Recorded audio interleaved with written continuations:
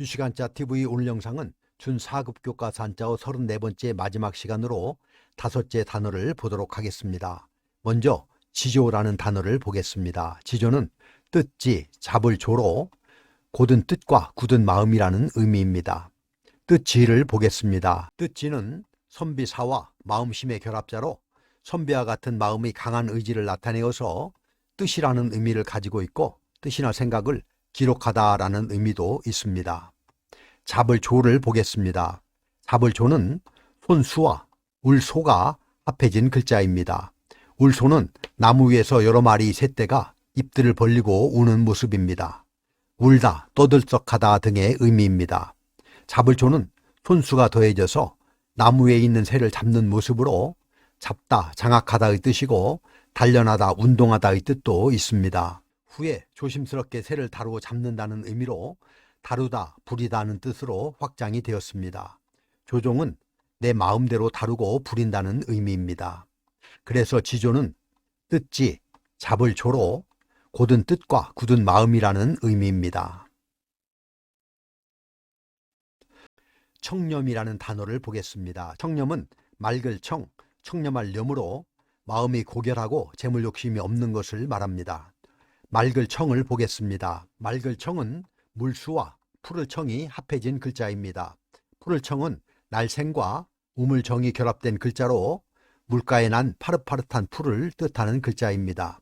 푸르다라는 뜻의 푸를 청에 물수가 더해진 맑을 청은 푸른 빛깔이 도는 맑은 물을 의미해서 맑다, 깨끗하다, 분명하다 등의 뜻을 가지고 있습니다. 청렴할 렴을 보겠습니다. 청렴할 렴은 지엄과 겸할 겸이 합해진 글자입니다. 겸할 겸과 비슷한 글자 중에 잡을 병이 있습니다. 잡을 병은 손을 뜻하는 돼지머리 개와 벼화가 합해진 글자로 벼를 손으로 잡은 모습입니다. 잡다라는 의미이고요. 여기에서 파생된 겸할 겸은 여러 개의 벼를 손으로 잡은 모습으로 두 가지 이상의 사물이나 행동을 동시에 잡거나 하는 것을 이르는 글자입니다. 겸하다, 아우르다, 하나로 묶다 등의 뜻입니다. 겸할 겸에 집엄이 더해진 청렴할 렴은 원래는 집에서 두 벽이 겸하는 모서리를 뜻하는 글자입니다. 모서리 각진 것에서 품행이 올곧음의 의미가 유치되어서 청렴하다, 검소하다, 결백하다 등의 뜻이 되었습니다. 그래서 청렴은 맑을 청, 청렴할 렴으로 마음이 고결하고 재물 욕심이 없는 것을 말합니다. 다음은 추억이라는 단어입니다. 추억은 쫓을 추, 생각할 억으로 지나간 일을 돌이켜 생각하는 것을 말합니다. 쫓을 추를 보겠습니다. 쫓을 추는 쉬엄쉬엄 갈 착과 언덕부가 합해진 글자입니다. 도망가는 적이나 짐승을 추격해 언덕으로 쫓는다는 의미입니다. 쫓다, 따르다는 뜻과 사모하다라는 뜻도 있습니다. 생각할 억을 보겠습니다. 생각할 억은 마음심과 뜻의가 합해진 글자입니다. 뜻의는 소리음과 마음심이 위아래로 결합된 글자인데 마음속에 품고 있던 것을 구체적인 소리로 나타낸 것이라는 의미로 뜻이나 의미, 생각 등을 뜻하는 글자입니다. 여기에 마음심을 더한 생각할 억은 마음으로 뜻을 잊지 않고 생각하다라는 의미입니다. 생각하다, 기억하다, 추억하다 등의 뜻입니다. 그래서 추억은 쫓을 추, 생각할 억으로 지나간 일을 돌이켜 생각하는 것을 말합니다. 취미라는 단어를 보겠습니다. 취미는 취미취, 만미로, 재미로 좋아하는 일을 말합니다.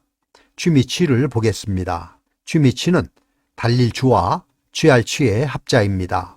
달릴 주는 흑토와 그칠 지의 결합자인데 소전을 보면 양팔을 흔들며 달리는 사람 밑에 발을 뜻하는 그칠 지가 더해져 있습니다. 달리다, 달아나다의 의미가 있고 다른 글자와 결합되어 쓰일 때는 달리다, 뛰다의 뜻을 나타냅니다. 취할 치는 손에 귀를 가지고 있는 모습입니다.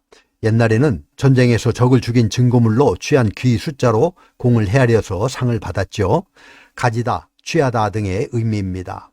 그래서 취미치는 달려가 취할 만큼 재미있는 것을 의미합니다. 풍취, 멋, 뜻 등의 뜻이고 재촉하다, 빠르다 등의 뜻도 있습니다.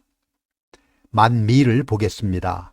만미는 입구와 안일미가 결합된 글자입니다. 안일미는 나무 목의 윗부분에 선을 하나 그은 모양인데요.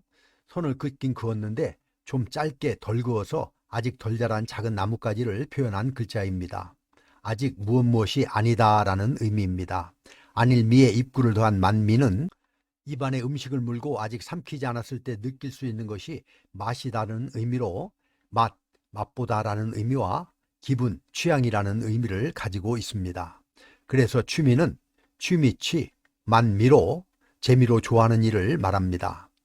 마지막으로 타협이라는 단어를 보겠습니다. 타협은 온당할 타, 도울 협으로 두 편이 서로 좋도록 협의하는 것입니다. 온당할 타를 보겠습니다. 온당할 타는 손톱 조와 여자 여가 위아래로 결합된 글자입니다. 한자에는 여자에 대해 부정적으로 표현한 글자들이 많이 있는데 온당할 타도 그 중에 하나입니다. 요망할 요, 시기할 질, 방해할 방, 망령뗄 망, 가늠할 간, 간사할 간, 싫어할 혐 등의 글자들이 있습니다. 지금은 시대가 바뀐 만큼 다른 시선으로 본 한자들이 많이 생겨나야 할 것 같습니다. 온당할 타는 여자를 위에서 손으로 억누르는 모습입니다. 고대에는 집안에서 여자를 억눌러도 마땅하고 그래야 집안이 평온하다고 생각했기 때문에 온당하다, 마땅하다, 평온하다 등의 뜻입니다. 도울협을 보겠습니다. 도울협은 열십과 세 개의 힘력으로 된 합할협이 결합된 글자입니다. 힘력은 쟁기를 그린 글자인데 쟁기질을 하며 힘쓰는 모습입니다. 합할협은 여러 명이 함께 일을 하는 모습이고 많음을 나타내는 열십을 추가하여 협력한다는 의미를 나타내었습니다. 화하다, 돕다, 협력하다 등의 뜻입니다. 그래서 타협은 온당할 타, 도울 협으로 두 편이 서로 좋도록 협의하는 것입니다. 이렇게 해서 준4급 교과서 한자어 34번째 시간으로 5개 단어를 알아보았습니다. 다시 한번 정리해보면 지조는 뜻지, 잡을 조로 곧은 뜻과 굳은 마음이라는 의미이며 청렴은 맑을 청, 청렴할 염으로 마음이 고결하고 재물 욕심이 없는 것을 말합니다. 추억은 쫓을 추, 생각할 억으로 지나간 일을 돌이켜 생각하는 것을 말하며 취미는 취미치, 만미로 재미로 좋아하는 일을 말합니다. 타협은 온당할 타, 도울 협으로 두 편이 서로 좋도록 협의하는 것을 뜻합니다. 그럼 우리 같이 한번 써보도록 하겠습니다. 다음 시간에는 이어서 4급 교과서 한자어를 보도록 하겠습니다. 감사합니다.